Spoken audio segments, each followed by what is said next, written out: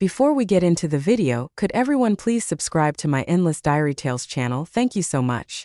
My fiancé said in front of me and his mother that he would never marry anyone but his first love in his life. He even slapped me because of his first love, but he didn't know that the price he had to pay for that slap would be the bankruptcy of his company.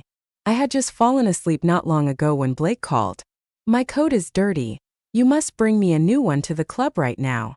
Before I could say anything, the busy tone of the hung-up call came from the other end of the line. I took a deep breath, suppressed my anger at being woken up, went to Blake's house to get a coat, and rushed to the club. As soon as I reached the door of the private room, I heard Blake's contemptuous and triumphant voice. "Some people are just born servants. Just wait and see. Serena will show up with the coat in less than 5 minutes." One of the boys in the private room said with a grin. "It's still Blake. We're going to have a good show again." I gripped the coat hanging on my arm tightly. Even though it wasn't the first time I had heard such words, the embarrassment in my heart still made my blood pressure soar and my emotions stir. "But Blake, you don't really plan to marry Serena, do you? If you get married, what about sister-in-law?" Blake fell silent. My hand that had been gripping the coat suddenly loosened, and I turned sideways to listen more clearly to their conversation. After all, the only person who could be called sister-in-law by Blake's brothers was that person. After a moment, Blake finally spoke softly. "Serena can't even compare to one of Vivian's fingers. Marry me? Does she deserve it?" Blake's tone was extremely cold, and I stood by the side of the door and let out a sneer. I've known Blake since we were children. From kindergarten to university, we were in the same school and had never been apart. When I was 6 years old, I lost my mother forever. At school, I was laughed at by everyone as a child without a mother, and was bullied by my classmates. It was Blake who stood up, drove those people away from me, and protected me until university. Blake met Vivian, the person whom his brothers called sister-in-law. Love at first sight at the orientation party made Blake crazily pursue Vivian. Blake, who once said he would protect me for a lifetime, went to protect someone else. But Blake's mother, Luna, didn't agree to him being with Vivian. She used some money to break them up. Blake blamed me for all of this because after Vivian left, Luna forced Blake to marry me in an arranged marriage. So Blake thought that I deliberately drove Vivian away. The purpose was to be with him. "Serena, do you think that by using such means to drive Vivian away, I will be with you? Don't dream. I will never marry you in my life. You can't even compare to one of Vivian's fingers." Blake began to resist and kept asking to dissolve the engagement with me. But every time he compromised amidst the quarrels with Luna in order to keep the engagement with Blake, I flattered Blake again and again. As long as he said a word, no matter how unreasonable the request was, I would do it. Things like waking me up in the middle of the night and asking me to bring a coat. I frequently did this in the past, and as a result, I became what everyone called Blake's lapdog. I composed myself, knocked on the door, and walked into the dimly lit private room without saying a word. I put down the coat and was about to leave. "The person is here, but she won't even have a drink with the brothers. So impolite. Can't she even serve drinks?" Blake ordered me in a tone that brooked no refusal. It even had the meaning of humiliating me as a plaything. Even with my back to Blake, I could imagine his sneering face, but I wasn't angry. Instead, I wore a calm smile on my face. How could one glass be enough? Blake's playful smile froze on his face, and his eyes widened slightly. I toasted each of the brothers here with a glass. After drinking 5 glasses of wine, not a drop was left. The private room was so quiet that only the sound of glass hitting the table could be heard. Without any hesitation, I turned around and walked out of the private room, remembering Blake's black face as if he had swallowed a fly.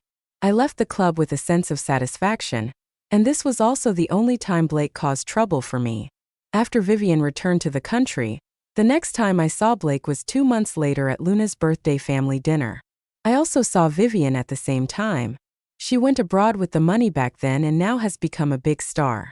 Looking at Vivian with her eyes full of charm and her bright and charming appearance, I had to admit that she was even more beautiful than she was in university. No wonder Blake was even more fascinated by her after she came back. While I sized up Vivian, Luna's elegant demeanor as a noblewoman turned into anger the moment she saw Vivian, making her face contort. "It's my birthday today. What are you bringing her back for?" Mom, I brought Vivian back to celebrate your birthday with you. The plate on the table was swept to the ground by Luna, who stood up excitedly, and it shattered into pieces, making a clear and shocking cracking sound. Only my daughter-in-law is worthy of celebrating my birthday with me. What is she? Vivian. A gold digger who only knows how to seduce men? Having her celebrate my birthday? Do you want me to live a few years less? Vivian, who was hiding behind Blake, instantly had red eyes, and tears welled up in her beautiful eyes. When Blake heard Vivian sobbing, he immediately held her gently in his arms and tenderly wiped away her tears. Mom, whether you admit it or not, your daughter-in-law is only Vivian. Hearing this, Luna looked heartbroken. Blake, don't be deceived by this woman. She was the one who offered a price on her own initiative and promised to lead you. She was only with you for the money. Vivian held Blake's hand and shook her head pitifully. Blake, I didn't. I really didn't. Blake held Vivian's hand in return, and his gaze towards her he was full of tenderness and pity. Then he looked at Luna with a firm expression. Mom, I will never marry anyone but Blake in my life. I'm not asking for your consent. I'm informing you. Luna covered her forehead in pain and slumped into the chair. I quickly stepped forward and patted Luna's back to soothe her. Blake, no matter what, today is Luna's birthday. Can't we talk about whatever it is after tonight? But Blake just let out a cold snort and looked at me, Daphne, as if he didn't want to talk to me anymore. Mom, if you insist on making Serena your daughter-in-law, then from now on you won't have me as your son. Let her marry the heir. Blake pulled Vivian and huffed before leaving. He specifically looked back at me, obviously heading away. I'm sorry. He deliberately brought Vivian back. The purpose was to tell me that even if I had been his support, so what? In his heart, I would never be able to compare with Vivian. Luna was so angry that she had a headache, but she still didn't forget to hold my hand and comfort me. Serena, Blake was just confused for a moment and was deceived by that woman. I only recognize you as my daughter-in-law. As long as I'm here, I will never let you be wronged. I just gave a faint smile and remained silent. There's really nothing to be wronged about. It's just like watching a free show. But after I got back, my dad nagged me again. What should I say about you? Why can't you capture Blake's heart? Now we still need the technical support of the Blake family. Only if you marry into their family, and we become even closer relatives, can our cooperation become more and more intimate. No matter what, you can't let that Vivian succeed. My dad chattered on like chanting scriptures, which gave me a headache. Even the poached egg in my bowl didn't smell good anymore. I was so annoyed that I didn't even finish my breakfast and rushed to the company to work. But on the way to the company, I unexpectedly received a call from Vivian asking me to meet her tomorrow. The next day, when I walked into the private room, Vivian was already sitting inside. She looked at me hotly like a victor. She was completely different from the way she had been so clingy behind Blake that day. We haven't seen each other for years and you don't seem to have changed much. I couldn't help interrupting her. Miss Vivian, just get to the point. My time is precious, and there's no need for us to reminisce about the past. Vivian was taken aback for a moment, and the corners of her mouth curled up slightly. You saw it the other day. Blake was even willing to break with his mother for me. If you're sensible, you should immediately dissolve the engagement with Blake and leave him. I wasn't angry at all. Instead, I was even amused by Vivian. I heard that you lost 2 endorsements recently. Vivian immediately wiped the smile off her face. You blamed the loss of the 2 endorsements on me, and made Blake think that I deliberately suppressed you. You also made Blake bring you home. On his mother's birthday, Vivian wanted to show off to me. The purpose was to force Blake to dissolve the engagement with me. Vivian knew very well that Blake loved Luna very much. If Luna didn't agree to dissolve the engagement, Vivian would never be able to enter the Blake family in her lifetime. So she used the same old trick and made Blake think that I deliberately suppressed her, and wanted to drive her away in order to prevent her from being wronged as she had been back then. Blake naturally tried to find a way to dissolve the engagement with me, but my backer was Luna. That's why Blake was so angry that he brought Vivian home on Luna's birthday to force Luna to back down. But that day, Blake and Luna just quarreled, and Luna didn't make any concessions. So Vivian was in a hurry. I knew that Vivian was in a hurry, but I didn't expect her to be this anxious. However, her urgency came at the right time. It just happened to give me great help. After hearing what I said, Vivian was only stunned for a few seconds before she burst out laughing. It seems that I was wrong just now. You have changed. You've become smarter. I ignored Vivian's sarcasm and smiled helplessly. You really are willing to spend a lot of money. The 2 endorsement advertisements were worth more than $1,000,000. Vivian giving up more than $1,000,000 just to tie Blake down and make him break off the engagement. I really don't know whether to say that Vivian is smart or stupid. What are 2 endorsements? As long as I can win Blake over, the entire Blake family will be mine in the future. Now Blake's heart is all on me. I advise you to take the initiative to break off the engagement. Otherwise, it will be embarrassing when you end up being abandoned. Vivian let out a sneer and took a sip of coffee with a serious face. I said slowly, "What if I say no?" At this moment, the message ringtone of Vivian's phone, which was placed on the table, suddenly rang. She opened it and took a look, and her proud smile deepened. "Then I'll help you." Suddenly, Vivian messed up her hair, stood up, pushed over the chair, and frantically slapped herself several times in the face. Several red finger marks suddenly appeared on her delicate little face. She knelt down in front of me, grabbed the hem of my pants, and pleaded with me bitterly in tears, "Please don't force me to leave Blake."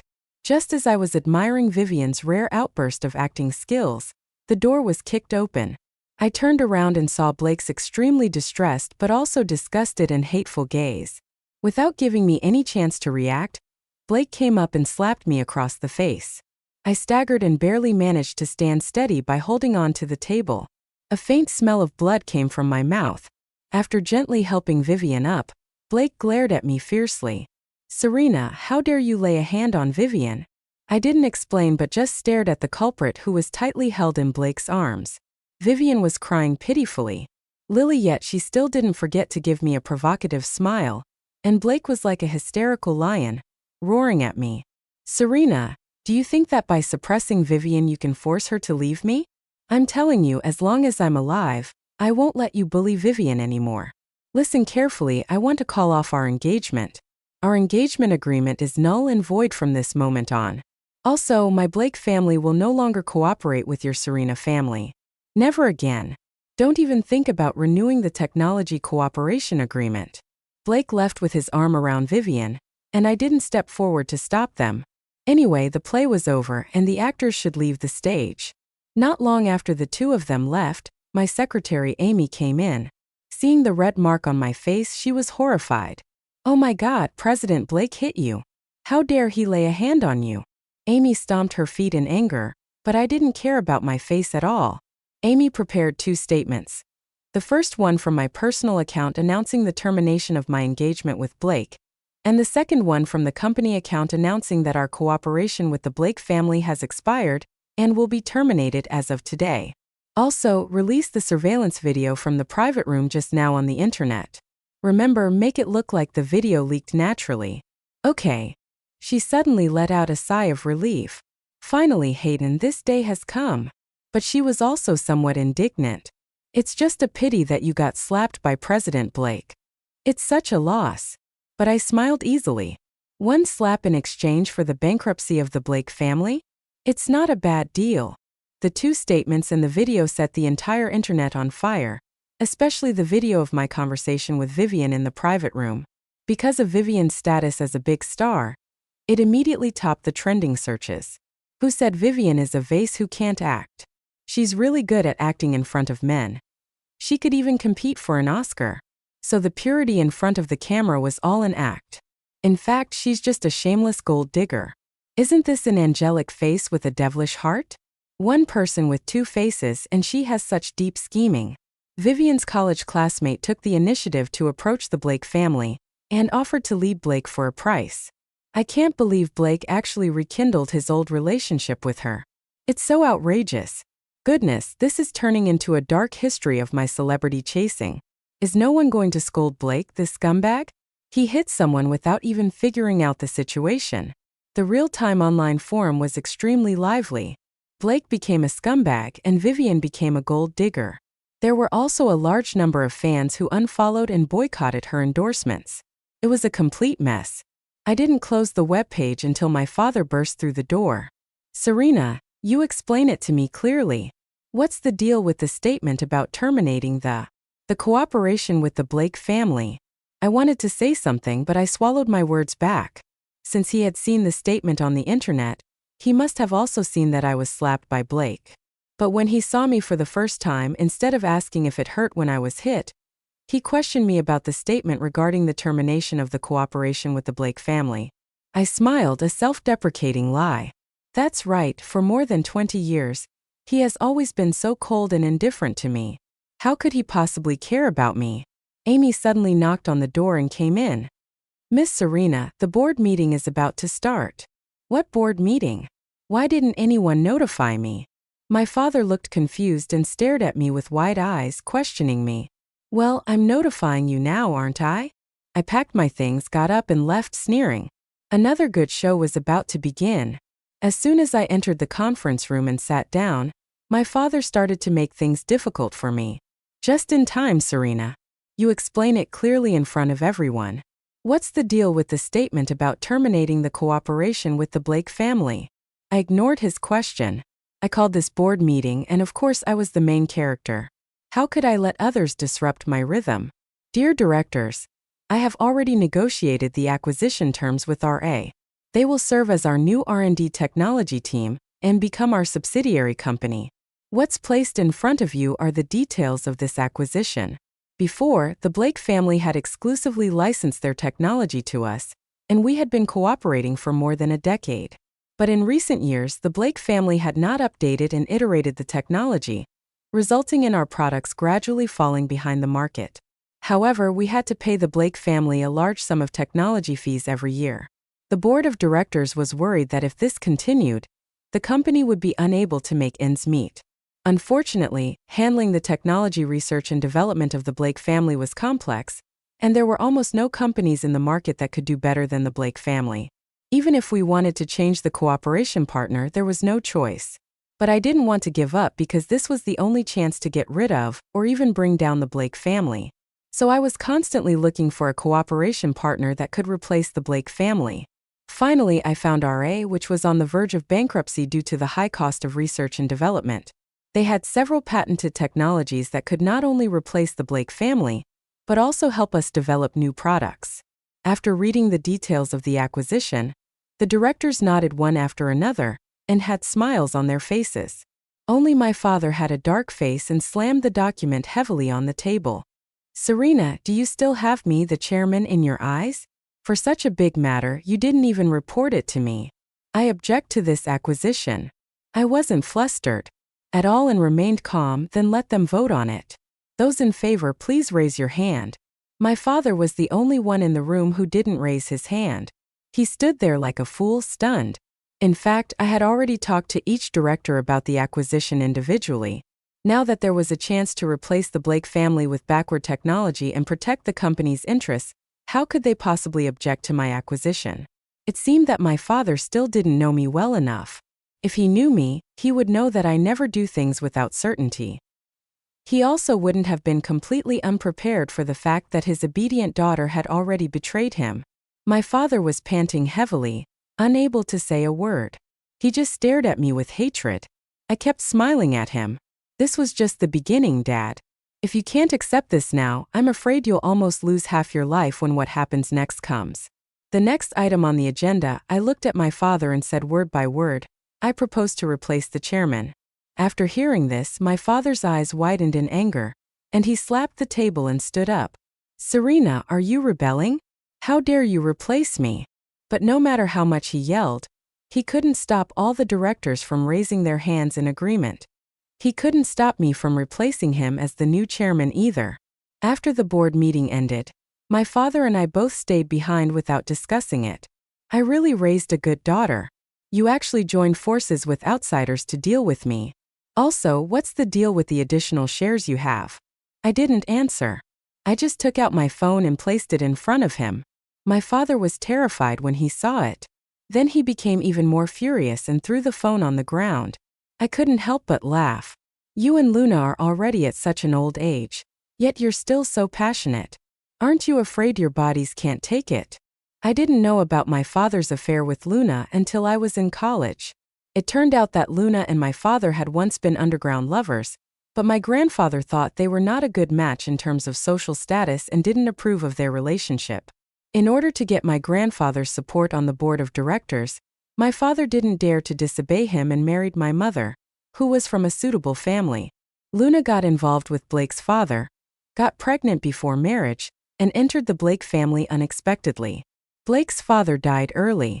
In order to take over the Blake family's business, Luna got involved with my father again. Luna exchanged exclusive technology and reached a cooperation with our family, making my father her backer.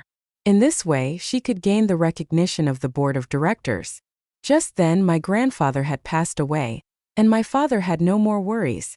Moreover, it could solve the difficulties in research and development, take the company to a higher level, and make his position on the board of directors more stable. However, what was sacrificed in their exchange of interests was my mother's life. Even if there is really something between me and Luna, one of us is a widower and the other is a widow. We're not afraid of what others will say. Don't think that just because you have a video you can scare me. My father's face was deathly pale. It seemed that he was really frightened by the video just now, but he still tried to put on a tough act and threaten me. It was really hard for him. You want to know where my additional shares came from, right? I didn't continue. I tapped my fingers on the table and stared at my father, who was deep in thought. After a while, he suddenly realized, "Those are your uncle's shares." I really wanted to applaud my father. He finally remembered the shares that were left outside when the company was in financial trouble. My grandfather injected capital to solve the urgent problem, but in exchange for the capital injection, my father gave my grandfather the corresponding shares. After my grandfather passed away, the shares were inherited by my uncle. It's impossible. How could your uncle transfer the shares to you? I could understand why my father didn't believe that my uncle had transferred the shares to me. After all, although my uncle was abroad, he trusted my father very much. He had stated that he would support all of my father's decisions in the company. It wasn't until I went on a business trip to meet him once and told him the truth about my mother's death that he realized he had trusted the wrong person all these years. If my uncle didn't transfer the shares to me, should he leave the shares to you, the accomplice who killed his sister? After hearing this, my father was so scared that he fell off the chair and landed on his butt. He staggered up from the ground, swayed back to the chair, and looked extremely embarrassed and disheveled. But he also became sober from the fall. "So you set up all of this?" My father pointed at me in disbelief. "You agreed to marry into the Blake family just as an exchange condition to make me agree to let you join the company? Even the fact that you've been flattering Blake all this time was just to confuse me and make me believe that you really only listened to me? You did all of this to get revenge on me." I finally couldn't help but clap my hands and burst out laughing. I didn't expect her muddled brain to be able to be clear sometimes. It's just a pity that it's too late. Remembering all the past, I clenched my fists tightly, and the veins on my hands bulged. My smile gradually faded and turned into hostility. I stood up and looked down at my father. There was a cold smile on my face again. "You're getting old. It's time for you to retire. Just stay at home and enjoy your old age." The best way to take revenge on someone who values power and has been in a high position for many years is to deprive him of his power, make him fall from his high position, and completely turn him into an idle person. Days since the termination of the cooperation, Luna couldn't sit still anymore. After all, the stock price of the Blake family had still been affected to some extent. Seeing Luna's back, I took a deep breath before walking over and sitting down in the seat opposite her. When Luna saw that it was me, she immediately picked up the teapot and poured tea into my cup. "It's gone cold. Let me add some hot tea for you." When she looked up, Luna's eyes and eyebrows were still curved as they used to be. However, this act of deep mother-daughter affection made me feel rather ironic. "Stop acting. There's no one else here." Luna's smile suddenly froze. She frowned slightly and looked apologetic. "Serena, I know Blake made you sad, but don't worry. I will definitely stand up for you." Luna's hypocrisy made me feel sick. I couldn't help interrupting her. "Come on, Luna. From beginning to end, you never intended to let me be your daughter-in-law. You just wanted Blake to think that I drove Vivian away so that Blake would hate me to the bone, torture me, and make me suffer. Luna's slightly humble tenderness immediately disappeared, and a trace of vigilance appeared on her face. People outside say that you treat me very well, you treat me like your own daughter, but they don't know that you wish I were dead. Luna suddenly burst into laughter, and her gaze towards me turned venomous. There was even a hatred in her eyes that I had never seen before. That's because you shouldn't have been born into this world at all. I flew into a rage, picked up the teacup in front of me, and directly splashed the tea in Luna's face. My body couldn't stop trembling with anger. The one who shouldn't have been born into this world should be you. You killed my mother. You're the one who really deserves to die. Originally, I might never have known the truth about my mother's death in my entire life, but perhaps it was the mercy of heaven.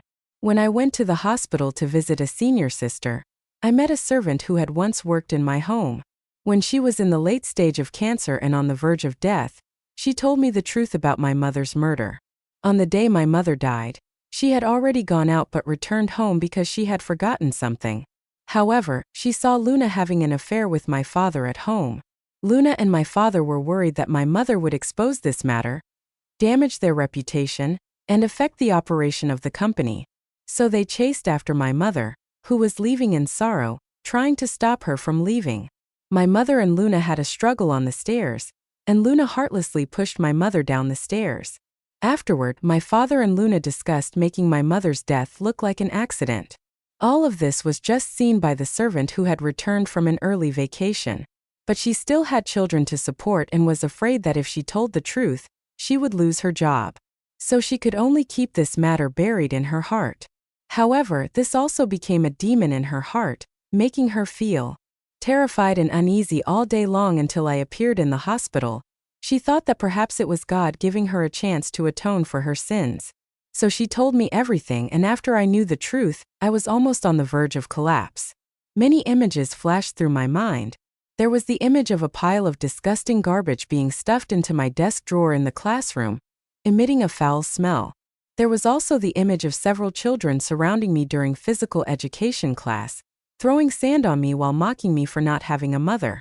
There was even the image of me being splashed with a large basin of cold water in the middle of winter and being locked in the toilet, shivering all day long.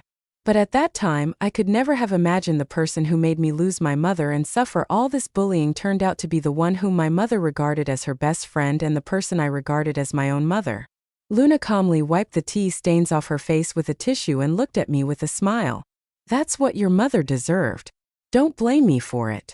When mentioning my mother, Luna's tone was filled with contempt and disdain. There was not the slightest hint of repentance, as if it wasn't her who had pushed my mother down the stairs. So what if you know the truth? Do you think that by finding a cooperative partner on the verge of bankruptcy and terminating the cooperation with us, you can get revenge on me? Don't be silly. Without the technical support of our Blake family, you won't be able to hold on soon. Sooner or later. Luna wiped the water stains on her clothes with the tissue again. With a confident look on her face, she raised her head and looked at me. Serena, you can't defeat me. Do you think the person I've been relying on all these years is your father? The person behind me is not as simple as you think. Just as Luna was about to stand up and leave, her phone on the table suddenly rang. What was supposed to come had finally arrived. I kindly reminded her, "You better check your phone first. Perhaps it's related to the person behind you." Luna glanced at me sideways and opened her phone with some doubts. The moment she saw the phone screen, her confident smile suddenly froze. All the arrogance on her panicked face disappeared. She couldn't even hold the phone firmly, and it dropped to the ground. Her flustered appearance was really ridiculous. I picked up the phone and placed it in front of Luna. My dad is really stupid. He thought you were sincere to him all these years, but he didn't know that you had already been having an affair with the chairman of Tianling Group. He didn't even know that you had already hated him to the bone. You deliberately didn't update the technology, wanting the products to lag behind the market and not be able to sell at a good price. Our company has to pay you a high technical fee every year, which makes it easy to have a deficit. Then either the cash flow will break or we will bear a huge loan. But the final outcome is that we will have to liquidate and go bankrupt. You did all this just to get revenge on my dad. When the Blake family kept delaying the update of the technology, I had already sensed that something was wrong. If Luna was truly sincere to my dad, How could she not care about the technology update? It wasn't until I found out about Luna's affair with Tyrone, the chairman of Tongling Group, that I knew the one who helped Luna completely take over the Blake family's business was not my dad, but Tyrone. In fact, Luna didn't love my dad at all. She even hated him deeply. She just deliberately cooperated with my dad, and then waited for the right moment to target the company and make my dad go bankrupt. That's why I took the initiative and cut off the cooperation with the Blake family one step ahead. Tongling Group is a leading enterprise that can dominate the industry in our line of business. Luna had climbed onto Tyrone, and her network resources were top-notch. To make sure Luna could never rise again, I had to make her lose her biggest backer. That's right, I hate your dad to death. Who asked him to abandon me? He deserves it. And you actually used such dirty means to deal with me? I won't let you go.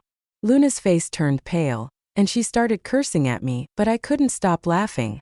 I was surprised that Luna could say such naive words, exposing an actual affair scandal. How can that be called dirty? After all, you didn't think of yourself as dirty when you were someone else's mistress. But for a chairman caught up in an affair scandal, do you think the board of directors will let him off? Your backer is useless now. Luna was furious and didn't care about etiquette anymore. Do you think Tyrone will be as easily brought down by you as your dad? Don't dream. I won't admit defeat so easily. I didn't take Luna's words to heart because she would soon realize how stupid the words she said were. After Luna left, I received a call from the butler. The butler said that my dad had suddenly fainted and been taken to the hospital. But my dad had always been in good health. How could he faint? It wasn't until I went to the hospital that the butler told me after my dad saw the news about Luna and Tyrone, he suddenly went crazy and smashed things in the living room and then he fainted. After several hours of surgery, my dad was out of danger, but the doctor said that he had a stroke and would have to stay in bed for the rest of his life.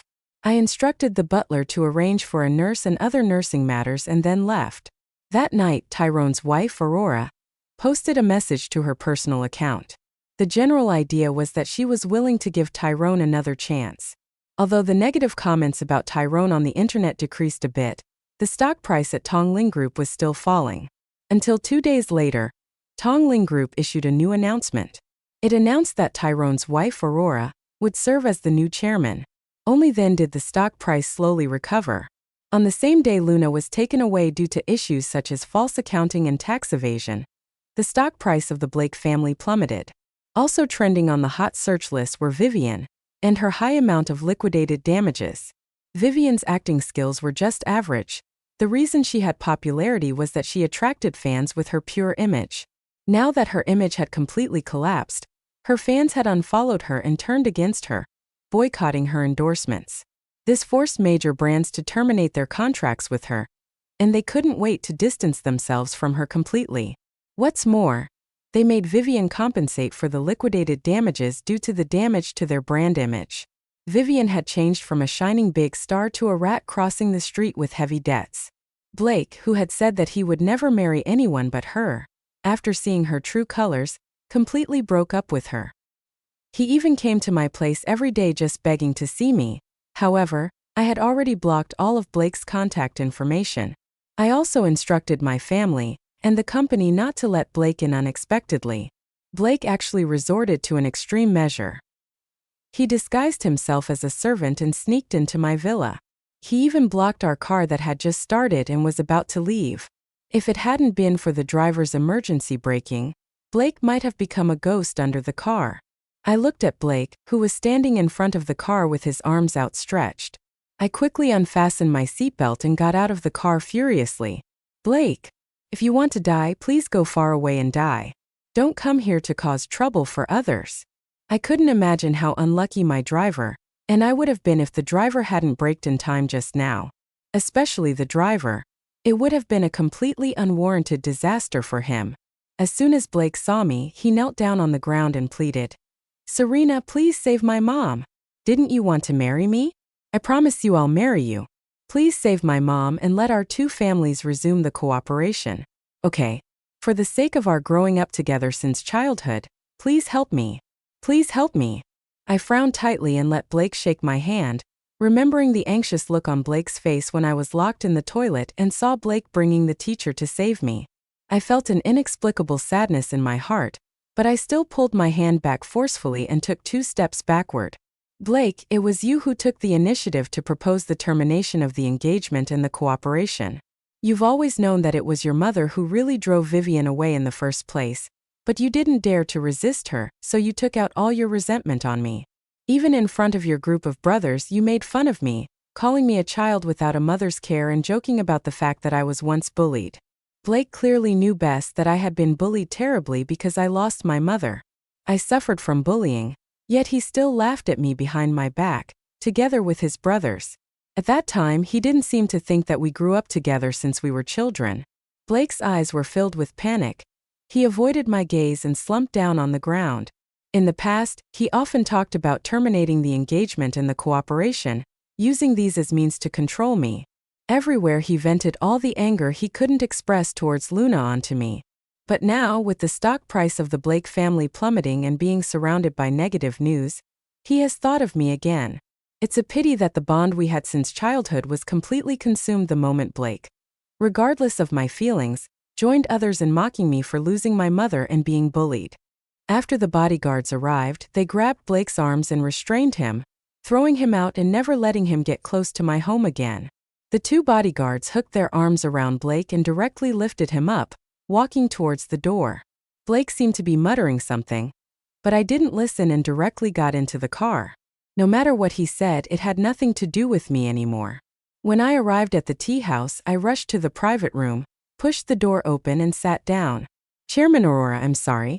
I encountered something and I'm late. Aurora just smiled slightly and added hot tea to the small cup in front of me. It doesn't matter. Have a sip of tea first.